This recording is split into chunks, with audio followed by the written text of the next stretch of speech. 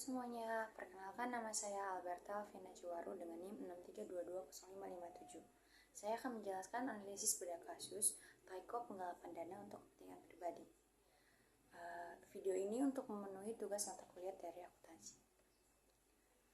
Kasus Taiko Internasional yang mencuat pada awal tahun 2000-an merupakan salah satu skandal keuangan terbesar dalam sejarah bisnis Amerika.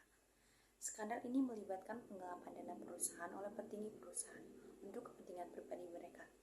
Analisis ini akan mengulas secara detail bagaimana tindakan tersebut terjadi, siapa saja yang terlibat, dan dampak yang ditimbulkan serta pelajaran yang dapat dipetik dari kasus ini.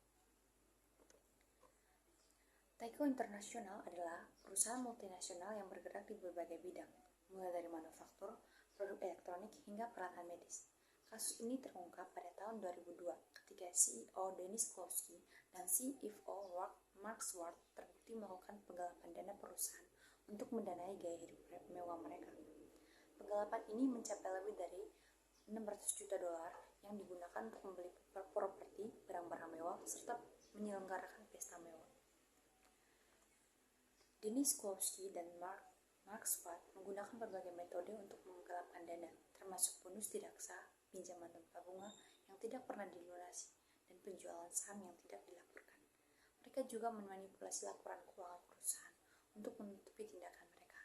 Salah satu contoh paling mencolok adalah penggunaan dana perusahaan untuk membeli apartemen mewah di New York dan karya seni mahal. Dampak yang terjadi yaitu yang pertama, keuangan perusahaan.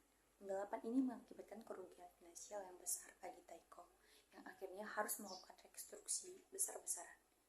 Yang kedua, kepercayaan publik. Skandal ini merusak reputasi Taiko dan mengikis kepercayaan publik terhadap perusahaan. Investor dan pemegang saham mengalami kerugian besar dan harga saham perusahaan jatuh drastis. Yang ketiga, hukum dan regulasi. Kasus ini mendorong perubahan dalam regulasi keuangan dan pengawasan perusahaan di Amerika Serikat, termasuk penerapan Sarbanes-Oxley Act pada tahun 2002 yang memperketat pengawasan terhadap laporan keuangan dan tata kelola perusahaan.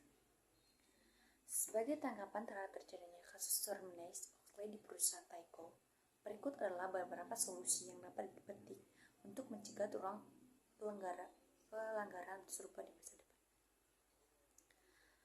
Yang pertama, pentingnya pengawasan internal. Kasus Taiko menunjukkan betapa pentingnya pengawasan internal yang ketat untuk mencegah penyalahgunaan dana perusahaan. Dewan direksi harus berperan aktif dalam mengawasi kegiatan eksklusif dan memastikan adanya mekanisme kontrol yang efektif. Yang kedua, transparansi keuangan. Transparansi dalam pelaporan keuangan sangat krusial untuk menjaga integritas dan kepercayaan publik terhadap perusahaan. Laporan keuangan harus diaudit secara independen dan dipublikasikan secara jujur. Yang ketiga, etika bisnis. Kasus ini juga menyoroti pentingnya etika dalam bisnis. Para pemimpin perusahaan harus memiliki integritas yang tinggi dan mengutamakan kepentingan perusahaan di atas kepentingan pribadi. Dari sudut pandang akuntansi, kasus ini menodotkan beberapa pelanggaran prinsip akuntansi yang fundamental. Yang pertama, manipulasi laporan keuangan. Klosky dan Schwartz memanipulasi laporan keuangan Taiko untuk meningkatkan laba dan menyembunyikan penggelapan dana mereka, menggunakan berbagai cara seperti mencatat pendapatan fiktif, menunda pengakuan beban, dan membuat akuntansi off the book. Kedua, pelanggaran tata kelola perusahaan. Dewan direksi Taiko gagal menjalankan tugasnya dalam mengawasi manajemen dan mendeteksi penipuan. Kurangnya kontrol internal dan akuntabilitas memungkinkan Klosky dan Schwartz untuk melakukan aksinya tanpa terhalang. Ketiga, lemahnya audit internal dan eksternal. Auditor internal dan eksternal Taiko gagal mengidentifikasi dan melaporkan penipuan. Hal ini menunjukkan kelemahan dalam proses audit dan perlunya standar audit yang lebih ketat.